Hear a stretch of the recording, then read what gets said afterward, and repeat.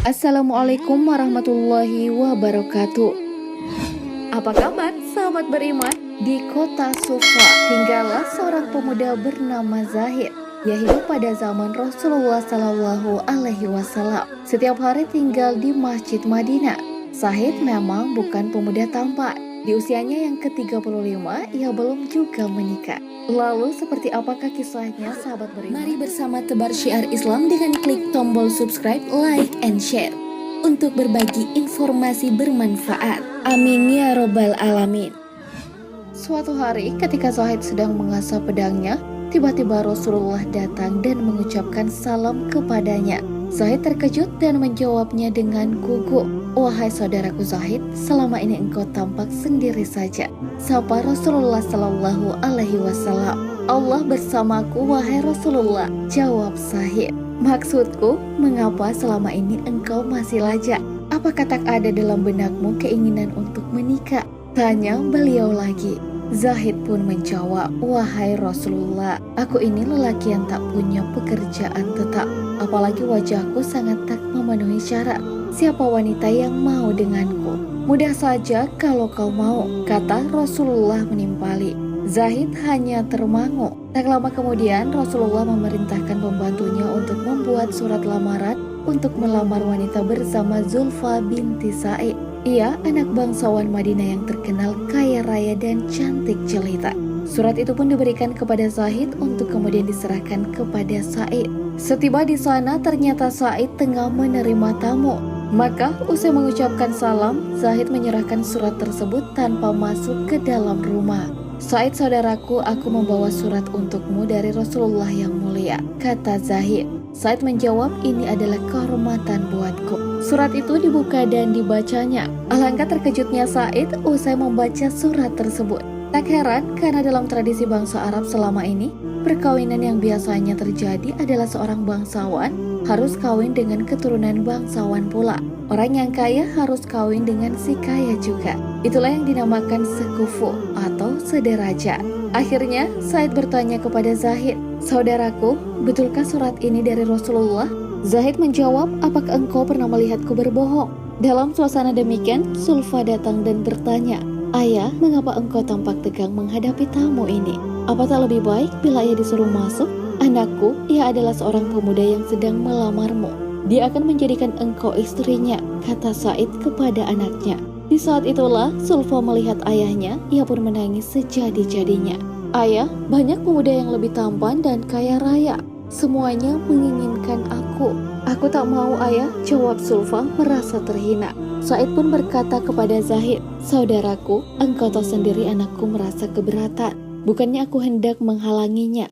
Maka sampaikanlah kepada Rasulullah Shallallahu Alaihi Wasallam bila lamaranmu ditolak." Mendengar nama Rasulullah Shallallahu Alaihi Wasallam disebut sang ayah, Zulfa berhenti menangis dan bertanya, "Mengapa ayah membawa-bawa nama Rasulullah Shallallahu Alaihi Wasallam?"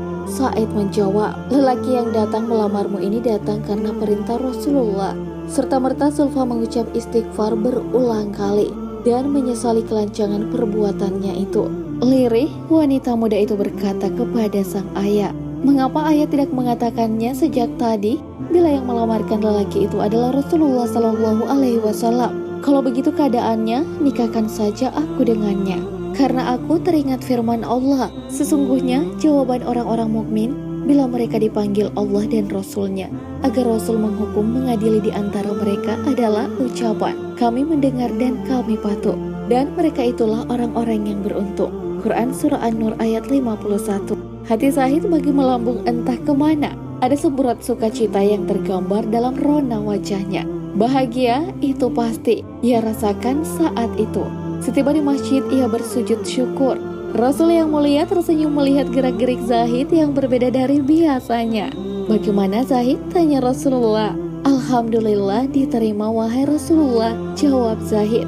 "Sudah ada persiapan?" tanya Rasulullah lagi. Zahid menundukkan kepala sambil berkata, "Rasulullah, aku tidak memiliki apa-apa."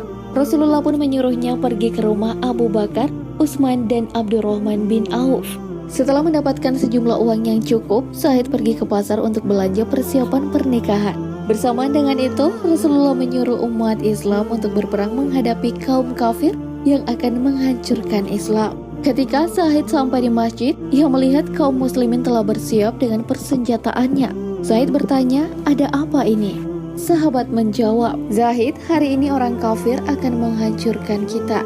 Apakah engkau tidak mengetahuinya? Zahid pun beristighfar beberapa kali sambil berkata, wah, kalau begitu aku lebih baik menjual perlengkapan perkawinan ini dan aku akan membeli kuda terbaik. Tetapi Zahid, malam nanti adalah bulan madumu. Apakah engkau akan pergi juga? Kata para sahabat menasihati. Lalu Zahid menyitir ayat, jika bapak-bapak, anak-anak, saudara-saudara, istri-istri kaum keluargamu, harta kekayaan yang kamu usahakan, perniagaan yang kamu khawatiri kerugiannya, dan rumah-rumah tempat tinggal yang kamu sukai adalah lebih kamu cintai daripada Allah dan Rasul-Nya dari berjihad di jalannya, maka tunggulah sampai Allah mendatangkan keputusannya. Dan Allah tidak memberi petunjuk kepada orang-orang fasik. Quran Surah At-Taubah ayat 24. Akhirnya, Zahid melangkah ke medan pertempuran sampai ia gugur. Dan Rasulullah berkata, hari ini Zahid sedang berbulan madu dengan bidadari yang lebih cantik daripada Zulfa. Lalu Rasulullah membacakan surah Al-Imran ayat 169 hingga 170. Janganlah kamu mengira bahwa orang-orang yang gugur di jalan Allah itu mati. Sebenarnya mereka itu hidup di sisi Rabb-Nya dengan mendapat rezeki. Mereka bergembira dengan karunia yang diberikan Allah kepada mereka. Dan bergirang hati terhadap orang-orang yang masih tinggal di belakang yang belum menyusul mereka. Dan mereka tidak bersedih hati.